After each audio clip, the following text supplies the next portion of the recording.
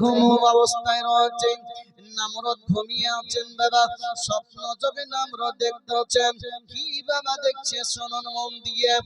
নামরদ দেখছে বাবা কি স্বপ্ন যোগে দেখছেন, আকাশের উপরে অনেকগুলো তারা উঠেছে, অনেকগুলো তারা চাঁদ সিতারা সব আছে বাবা, সব ঝকমক করে আলো করতেছে, সব ঝকমক ঝকমক করতেছে বাবা।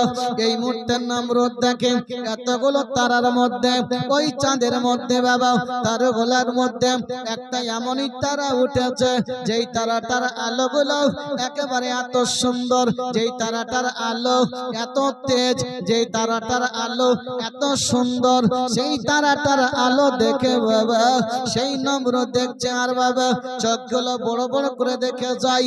এই সিতারা, এই তারকার আলোটা সব চাইতে বেশি কেন হয়েছে, এর আলোটা এত কেন তেজ বাবা? এতগুলো তারা আছে, সব তারা চাইতে, চাঁদ চাইতে, পূর্ণিমার চাঁদ চাইতেও তার আলো বেশি, তারকার চাইতে তার আলো বেশি। এত সুন্দর আলো তার কেন হয়েছে বাবা? শুনুন মন দিয়ে। সেই নামরুদ স্বপ্ন দেখার পরে ঘুমটা ভেঙেছে। ঘুম যখন ভেঙে যায় বাবা আর ঘুম আসে না, ভয়েতে আর ঘুম আসে না। এই স্বপ্ন আমি কেন বা দেখলাম? স্বপ্নটা কি দেখলো?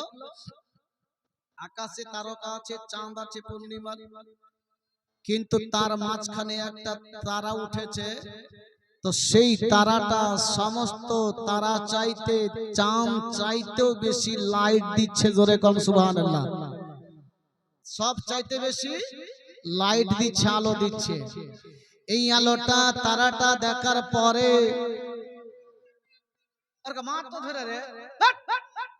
আসে না, ঘুমাচ্ছে বাবা, ঘুম ভেঙে যাচ্ছে, ঘুম আসে না, বালিশে মাথা রেখে দিয়ে বাবা সারা রাত ওইভাবে পার করে দিল। আমি এই স্বপ্ন কেন দেখলাম? এই স্বপ্ন তো আর কোনোদিন দেখা হয়নি, আজকে আমি এই স্বপ্ন কেন দেখলাম? বাবা করওয়াট বদলিয়ে বদলিয়ে সারা রাত পার করে দিয়েছে, ঘুম বাবা আসেনি। ওই নামরুদ সকাল যখন হয়েছে, রাজ দরবার লাগিয়েছে বাবা, সেই মুলাজিমকে ডাকা হলো, মন্ত্রীগণকে ডাকা হলো, তাদেরকে ডাক দিয়ে বলতেছে, এই আমার মন্ত্রী সহচারীরা শোনো, আমি আজকে রাত্রে বেলা এমন একটা জিনিস দেখেছি, এই জিনিসটা আমি কখনোই আর দেখতে পাই নাই, আজকে আমি দেখেছি, কারণটা কি একটু বলবে? বাবা সেই নামরুদের হুকুম হয়ে গেল, আমার দেশের মধ্যে এলান করে দাও, মানুষের কানে কানে খবর দিয়ে দাও, মানুষের কানে কানে পৌঁছিয়ে দাও। কারণটা হলো কি, আমি এই স্বপ্নখানা দেখেছি, এর তাবিরটা কি হবে, এর তাবির কি হবে, কেন আমি ভাই এই স্বপ্ন দেখলাম?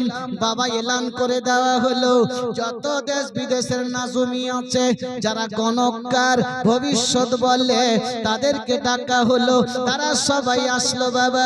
আসার পরে সামনে দাঁড়িয়ে যায় বাদশাহ, তাদেরকে বলে, এই নজুমিরা শোনো, আমি এই স্বপ্ন কেন দেখলাম তার তুমি বয়ান দিয়ে যাও, বিবরণ করে দিয়ে যাও, তাবির বলে দিয়ে যাও।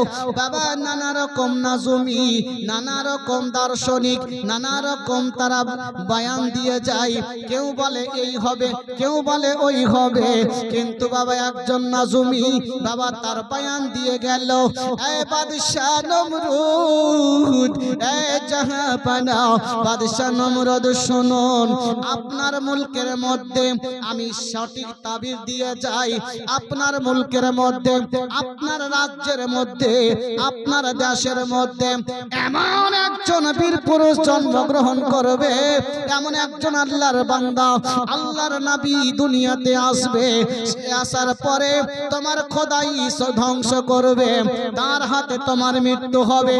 এই নামরুদ তুমি জেনে রাখো, তোমার এই স্বপ্নের কারণটা হলো এটাই, তুমি আর বেশি দিন দুনিয়াতে তোমার আয়ু নাই, তোমার আয়ু খতম হয়ে যাচ্ছে,